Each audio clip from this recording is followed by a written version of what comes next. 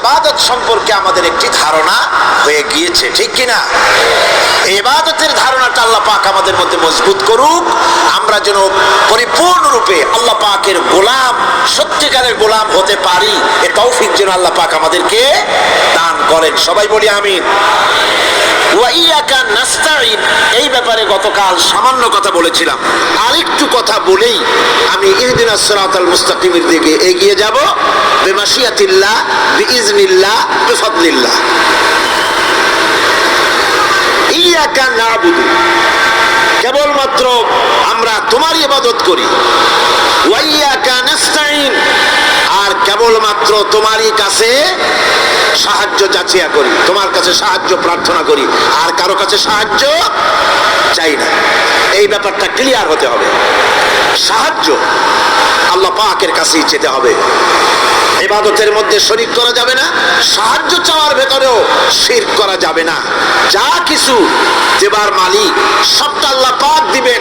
এই ব্যাপারে অন্য কেউ কিছু, আমাকে সন্তান না হলে সন্তান দিতে পারে, তারপরে ব্যবসা বাণিজ্য উন্নতি করে দিতে পারে, এই জাতীয় চিন্তা ভাবনা যেন আমাদের ভিতরে না থাকে। কারণ শিরক মস্ত বড় গুনাহ। শিরক সম্পর্কে আল্লাহ পাক বলেছেন, হযরত লুকমান তার কথা কোরআন শরীফ কোট করেছে, লা তুশরিক বিল্লাহ ইন্নাশ শিরকা লাযুলমুন আযীম। শিরক হচ্ছে মস্ত বড় অপরাধ, খবরদার শিরক করো না, মস্ত বড় জুলম, শিরক করো না। আল্লাহর নবী বলেছেন, যদি তোমাকে হত্যা করা হয়, যদি তোমাকে টুকরা টুকরা করে জ্বালিয়ে পুড়িয়ে ভস্ম করা হয়, খবরদার শিরক করবে না। শিরক, যে ব্যক্তি শিরক করবে জান্নাত তার জন্য হারাম হয়ে যাবে। আল্লাহ রাব্বুল আলামিন বলেন, ইন্নাহু মান ইউশরিক বিল্লাহি ফাকাদ হারামাল্লাহু আলাইহিল জান্নাতা ওয়া মাওয়াহুন নার ওয়া মা লিয-যালিমিনা মিন আনসার। যে ব্যক্তি আল্লাহ পাকের সঙ্গে, যে কেউ হোক না কেন, আল্লাহর সাথে যে শিরক করবে, আল্লাহ রাব্বুল আলামিন তার জন্য জান্নাতকে হারাম করে দিবেন। নাউযুবিল্লাহ পড়ে তাকে আল্লাহ পাক জাহান্নাম দিবেন। কোথায় দিবেন? জাহান্নামের মধ্যে আল্লাহ পাক তাকে প্রবেশ করাবেন। সুতরাং কোন এই শিরক হচ্ছে ক্ষমার অযোগ্য। আল্লাহ পাক শিরকের গুনাহ কখনো ক্ষমা করবেন না, একথা যেন আমাদের সকলেরই মনে থাকে। আল্লাহ ব্যতীত অন্য কাউকে ডাকা, কারো কাছে ফরিয়াদ করা, আল্লাহ সমকক্ষ মনে করা সম্পূর্ণরূপে শিরক। আল্লাহ পাক বলছেন, ওয়ালা তাদউ মিন দুনিল্লাহি মা লা ইয়ানফাউকা ওয়ালা ইয়াদুররুকা ফাইন ফাআলতা ফাইন্নাকা ইযাম মিনাল যালিমিন। আল্লাহকে ছেড়ে এমন কোন সত্তাকে ডেকো না যারা তোমার কোনো উপকার করতে পারে না, তোমার কোনো ক্ষতিও করতে পারে না, তোমার কোনো উপকারও করতে পারে না।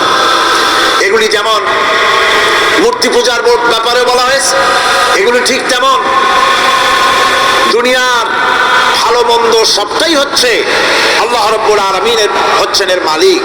সুতরাং ভালো মন্দ সবটার জন্য হাত পাততে হবে কেবলমাত্র কার কাছে? আল্লাহ পাকের কাছে। জোরে বলেন, কার কাছে? দেখুন আল্লাহ পাক তার রাসূলকে কি কথা বলছেন।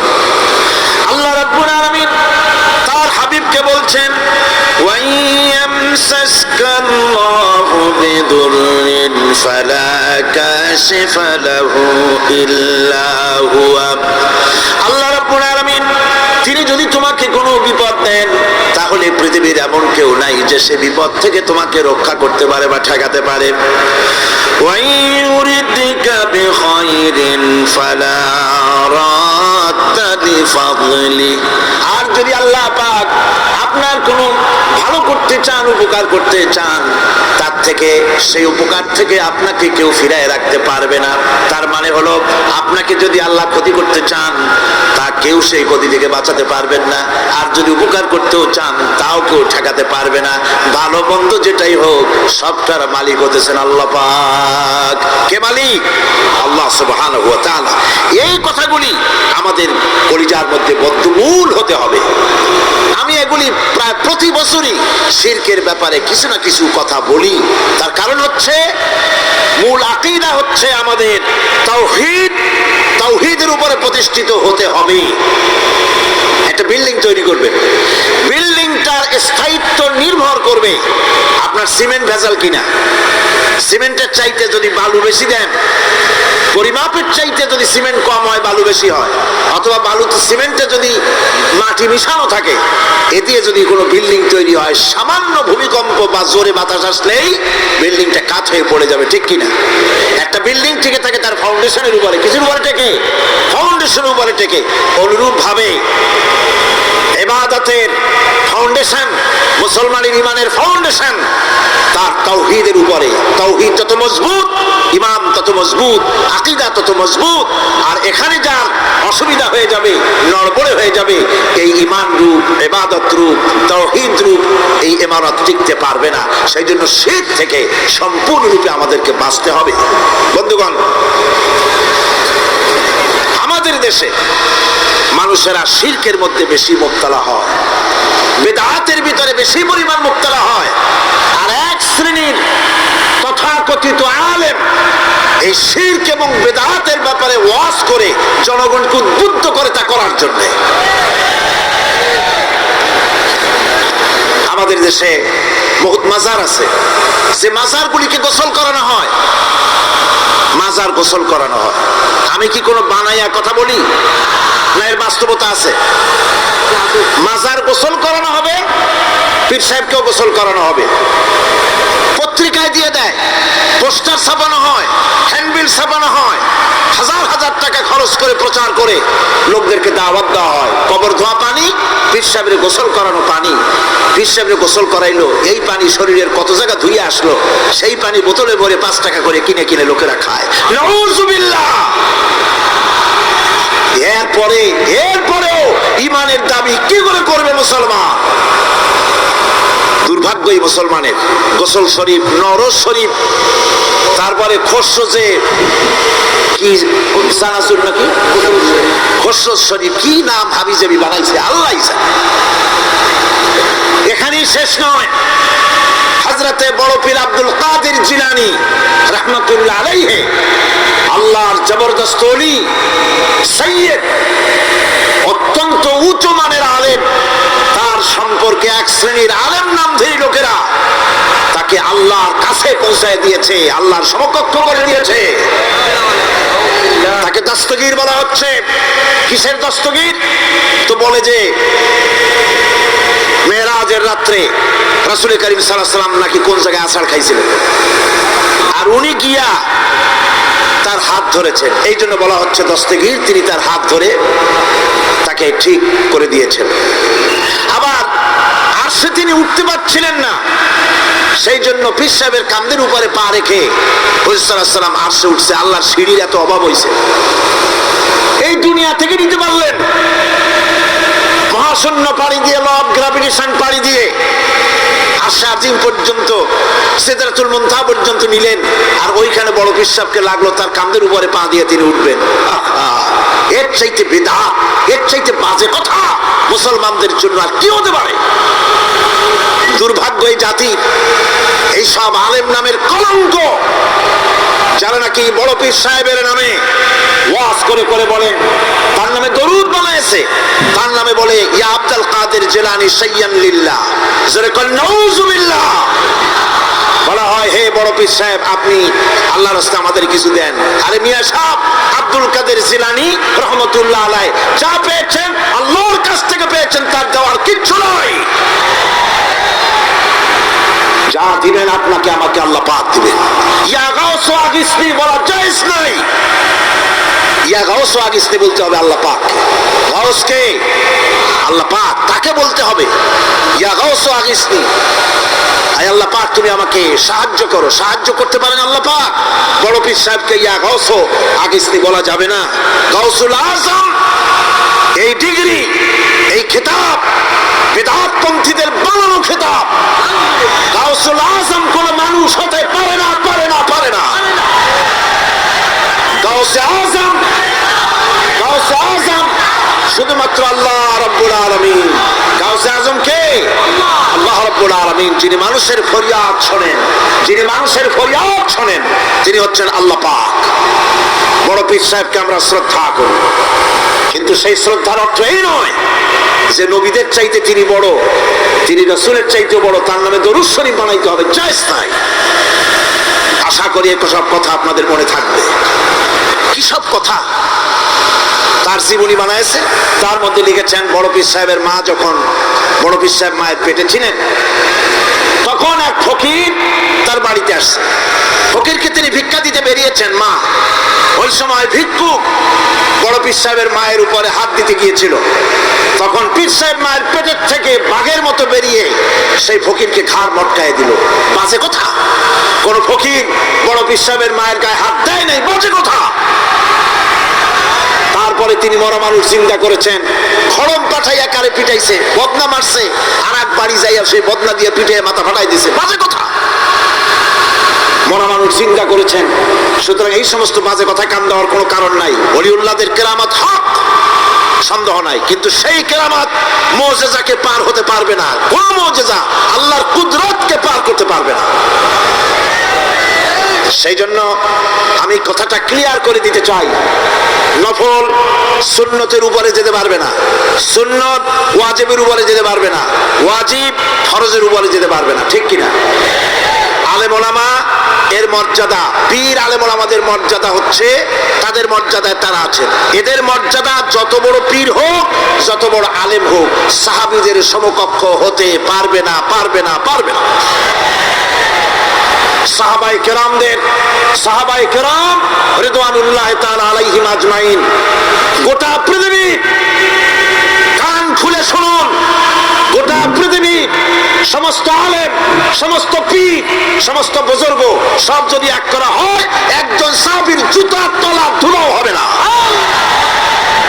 যাদের উপরে আল্লাহ সন্তুষ্ট, আর আল্লাহ যাদের উপরে সন্তুষ্ট, তারাই হচ্ছেন সাহাবায়ে কেরাম রিদওয়ানুল্লাহ তাআলা আলাইহিম আজমাইন।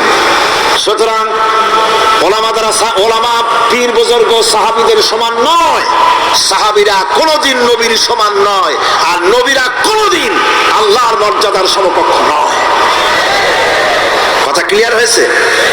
সুতরাং আজ আমাদেরকে বুঝতে হবে, ওয়াইয়াকা নাস্তাইন, ইয়াকা নাবুদু, তোমার ইবাদত করি, ওয়াইয়াকা নাস্তাইন, কেবল তোমার কাছেই সাহায্য চাই।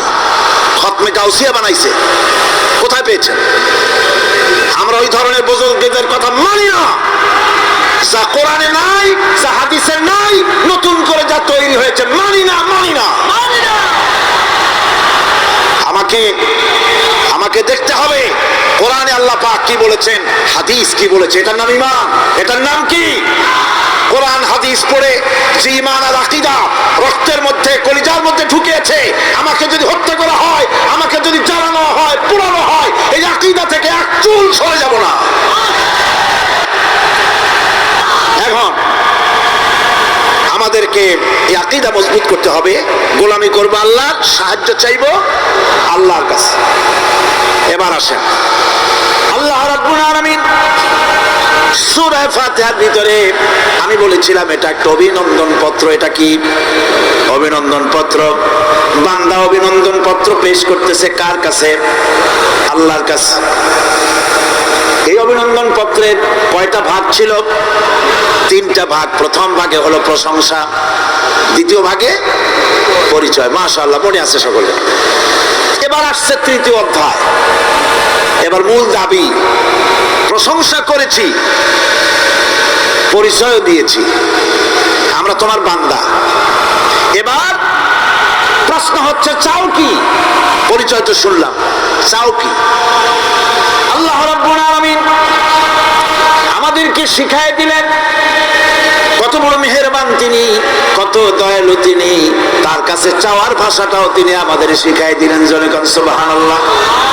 রব্বুল আলামিন আমাদের শিখালেন এভাবে চাও, ইহদিনাস সিরাতাল মুস্তাকিম সিরাতাল্লাযীনা আন'আমতা আলাইহিম গায়রিল মাগদুবি আলাইহিম ওয়ালাদ-দাল্লিন।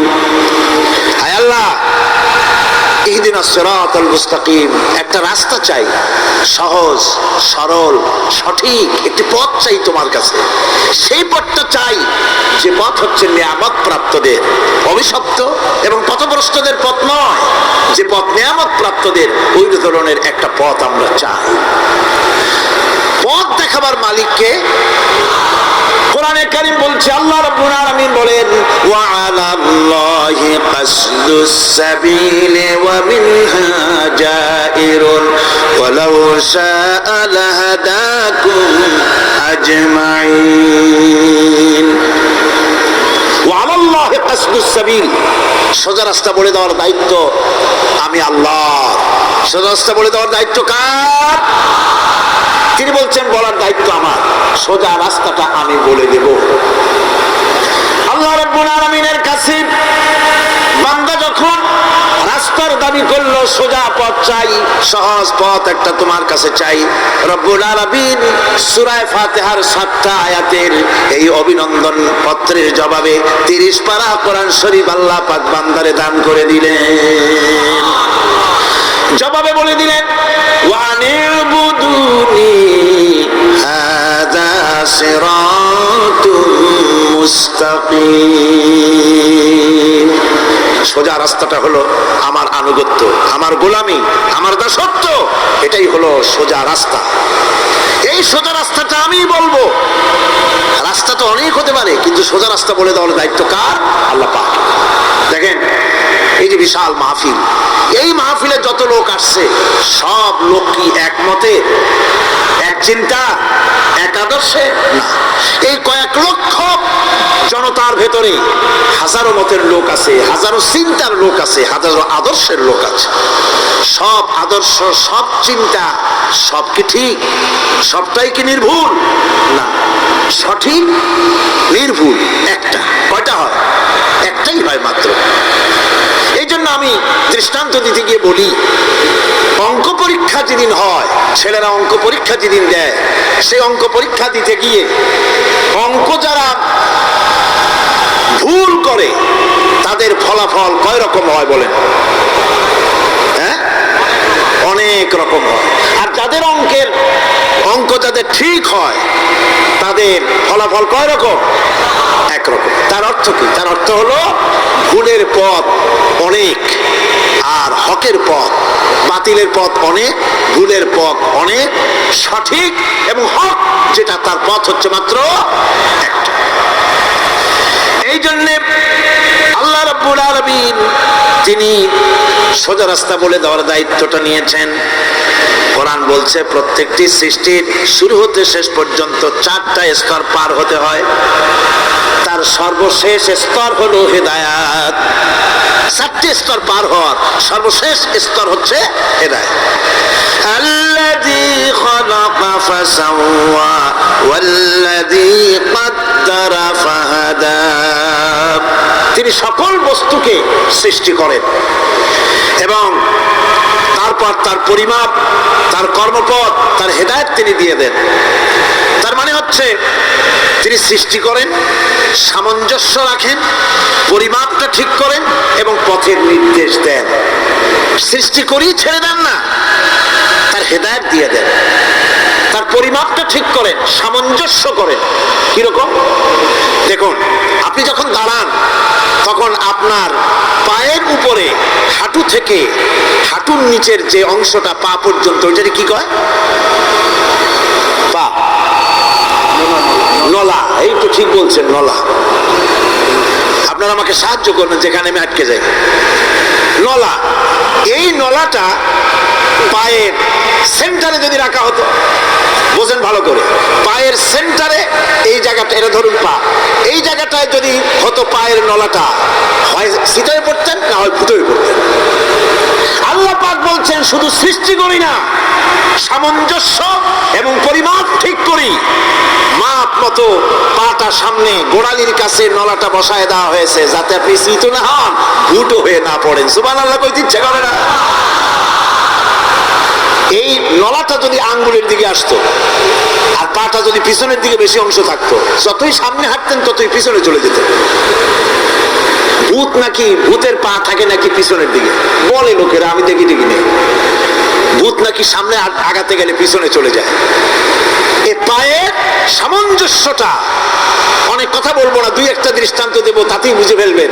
আল্লাহ পাক বলেন শুধু সৃষ্টি করি না, তার সামঞ্জস্য এবং পরিমাপকে ঠিক করে দেয়। মুরগির বাচ্চা ডিমের থেকে বেরোয়, তারে যদি ওর মায়ের শুদ্ধ যদি আপনি ভাড়া দেন, পানির মধ্যে ডুবে মরে যাবে। আর ওর মার চিৎকারের চোটে সারা গ্রামের মানুষ এক জায়গায় হবে। আর হাঁসের ডিম থেকে বাচ্চা বেরোলে সেই বাচ্চা ওর মা বাবা দুজনকেই ভাড়া দেন পানির মধ্যে, সাঁতরায় উঠে আসবে, ঠিক কিনা? কে শিখাল সাঁতার? কে শিখাল? শুধু সৃষ্টি করেন না, আল্লাহ পাক সৃষ্টি করেন, সামঞ্জস্য এবং পরিমাপকে ঠিক করেন এবং তাকে পথের নির্দেশ দেন। এটা হলো সর্বশেষ, সৃষ্টি করে ছেড়ে দেন না। যেমন কোরআনে কারিমে হযরত ইব্রাহিম আলাইহিস সালাম তিনি তার সম্প্রদায়ের সাথে যে কথোপকথন করেছিলেন, বিষয়টি আল্লাহ পাক কোরআনে কারিমের মধ্যে কোট করে দিলেন। এই হেদায়েতের বিষয় সেখানে আছে বলে আল্লাহ পাক বিষয়টা কোরআনে জায়গা করে দিলেন। ওয়া ইয ক্বালা ইব্রাহিমু লিআবিহি ওয়া কওমিহি ইন্নানি বারাউম মিম্মা তা'বুদুন ইল্লাল্লাযী ফাতারানি ফাইন্নাহু সায়াহদিন। ইব্রাহিম আলাইহিস সালাম তার পিতা এবং তার গোত্রকে বললেন, তার সম্প্রদায়ের লোকদেরকে, নিঃসন্দেহে আমি মুক্ত, আমি পবিত্র। তোমরা যেসব জিনিস দিয়ে যেসব এর ইবাদত করো, গোলামি করো, আনুগত্য করো, আমি তার থেকে পবিত্র। আমি তো শুধু ইবাদত করি, গোলামি করি সেই স্রষ্টা যিনি আমাকে সৃষ্টি করেছেন। আমার সম্পর্ক শুধুমাত্র সেই সত্তার সাথে যিনি সৃষ্টি করেছেন। আল্লাযী খালাকানি ফাহুয়া ইয়াহদিন, যিনি আমাকে সৃষ্টি করে শুধু সৃষ্টি করেন নাই, আমাকে হেদায়েত দিয়েছেন, আমাকে পথের দিশা দিয়েছেন। ওয়াল্লাযী হুয়া ইউতঈমুনি ওয়া ইয়াসকিন, যিনি আমাকে সৃষ্টি করেছেন, তিনি হেদায়েত দিয়েছেন। আর আমি যখন তৃষ্ণার্ত হই তিনি আমাকে পান করান, আমি যখন ক্ষুধার্ত হই তিনি আমাকে আহার দেন। ওয়া ইযা মারিদতু ফাহুয়া ইয়াশফিন, আর যখন অসুস্থ হই তখন তিনি আমাকে রোগ মুক্ত করে দেন। সুবহানাল্লাহি ওয়া বিহামদিহি। তাহলে কি হলো? অর্থাৎ যে প্রতিপালক, তার প্রতিপালন পদ্ধতি আমার সকল প্রয়োজন মিটান, যিনি আমাকে পান করান, আহার করান, অসুস্থ হলে যিনি আমাকে সুস্থ করেন।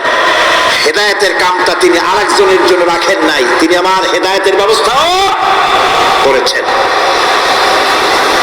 ভাইরা আমার, আল্লাহ রাব্বুল আলামিন শুধু সৃষ্টি করেন নাই, সৃষ্টি করে হেদায়েত দিয়েছেন, মানুষকে হেদায়েতের রাস্তা বলে দিয়েছেন। সঠিক পথ কোনটি সেই পথের কথাও তিনি পরিষ্কার করে বলে দিয়েছেন।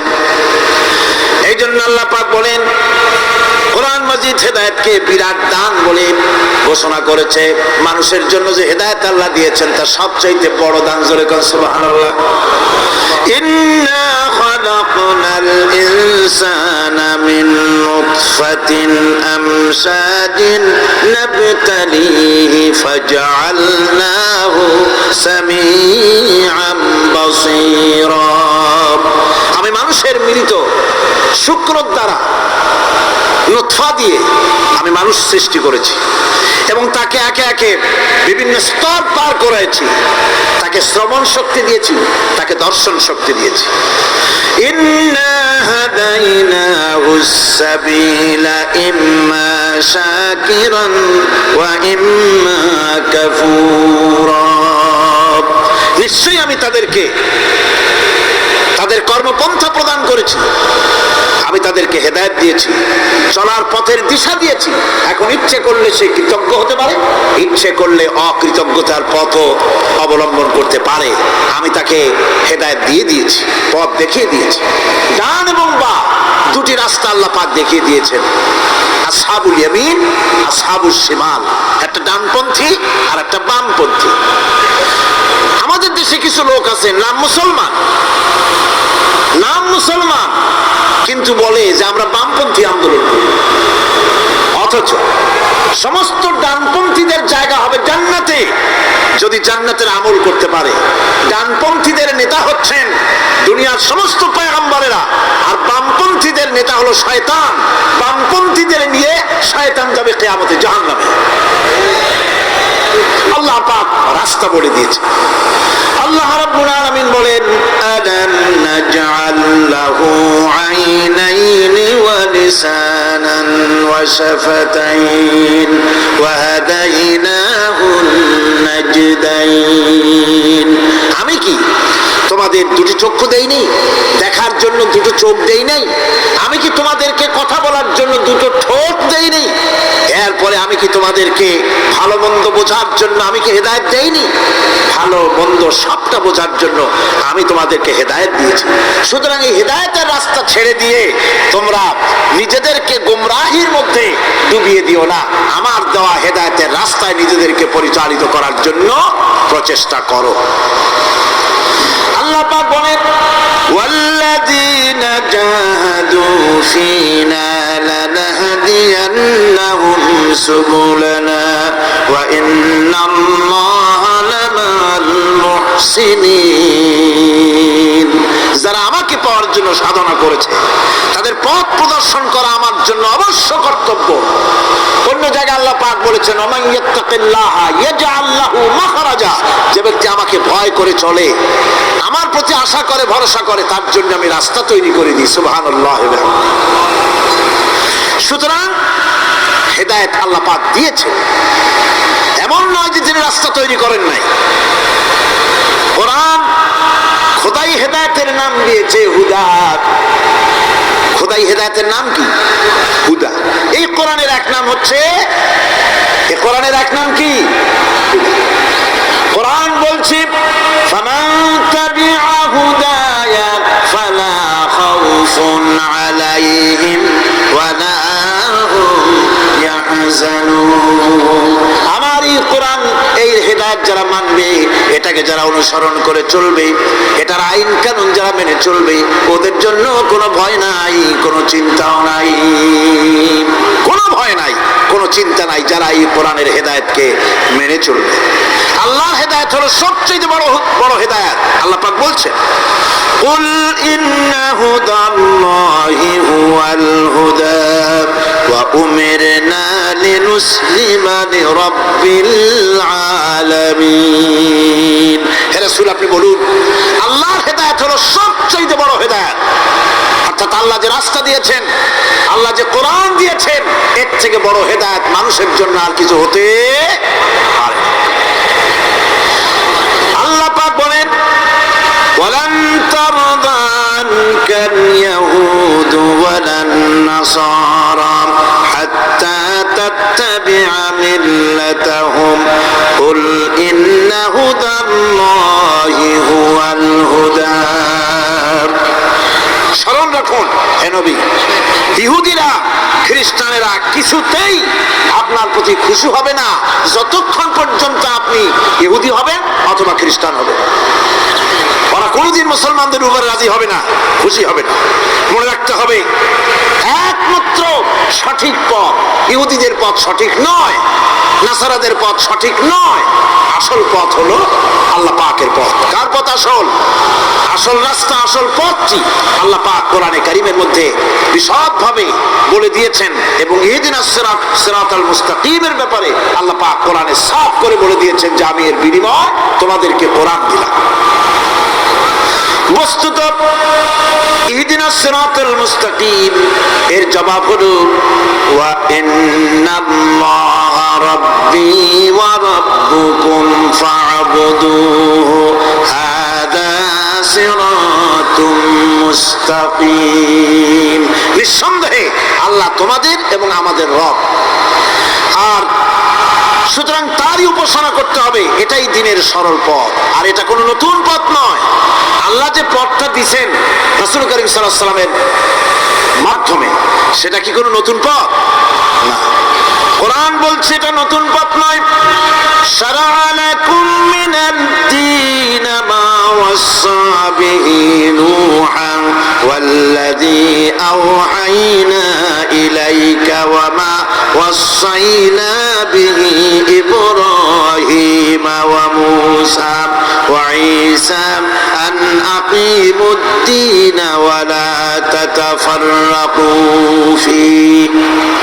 শারা'a লাকুম মিনাদ দীন, এই দিন তিনি তোমাদের জন্য সেই দিনই মনোনীত করেছেন যা হযরতে নূহ আলাইহিস সালাম এর উপরে তিনি ওসিয়ত করেছেন। যা ওসিয়ত করা হয়েছিল, নসিহত করা হয়েছিল হযরতে নূহ আলাইহিস সালামের প্রতি, তিনি মনোনীত করেছিলেন হযরত নূহ আলাইহিস সালামকে এই দ্বীনকে প্রচার করার জন্য। আর যার উপরে চলার জন্য হযরত ইব্রাহিম, হযরত মূসা, হযরত ঈসাকে নির্দেশ করা হয়েছিল। তাদের সকলের শিক্ষাই ছিল একটা, যে আল্লাহ পাকের দ্বীনকে প্রতিষ্ঠা করো, আর এই ব্যাপারে কোন রকমই নিজেদের মধ্যে পার্থক্য, মত পার্থক্যের সৃষ্টি করো না। এখন কথাটা আরো ক্লিয়ার করে দেই। ইহদিনাস সিরাতাল মুস্তাকিম চাইছিলাম, আল্লাহ আমাদেরকে একটা সহজ রাস্তা দাও। সেই সহজ রাস্তা বলে দেওয়ার জন্য এসেছে কোরআন। সেই সহজ রাস্তা বলে দেওয়ার জন্য কি এসেছে? যারা বলেন কি, এই কোরআনে কারীম যদি প্রতিষ্ঠিত করা যায় সমাজে, রাষ্ট্রে, ব্যক্তিতে, পরিবারে, কোরআন যদি প্রতিষ্ঠিত করা যায়, তাহলেই মানুষেরা সহজ সরল পথ পাবে। নইলে সহজ সরল পথ পৃথিবীতে আর কারো কাছে নাই। যা আছে সবটা কার কাছে? কোরআনে কারীমের কাছে। এরপরে আমরা বলি সিরাতাল্লাযীনা আন'আমতা আলাইহিম গায়রিল মাগদুবি আলাইহিম ওয়ালাদ-দাল্লিন।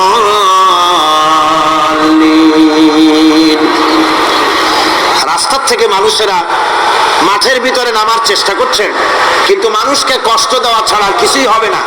আমি অনুরোধ করছি, রাস্তা থেকে লোকেরা মাহফিলের ভেতরে ঢোকার চেষ্টা করবেন না। বিরাট রকমের ব্যাঘাত সৃষ্টি হবে। সকলে বসে পড়ুন, যিনি যে জায়গায় আছেন সেখানে বসুন। চাপ সৃষ্টি করবেন না, বসুন। আপনারা দাঁড়ালে আরো বিশৃঙ্খলার সৃষ্টি হবে। কোরআনের মাহফিল, খবরদার বেয়াদবি করবেন না, কেউ দাঁড়াবেন না। যারা দাঁড়িয়েছেন বসেন, আর জোরে সরে জিকির করেন লা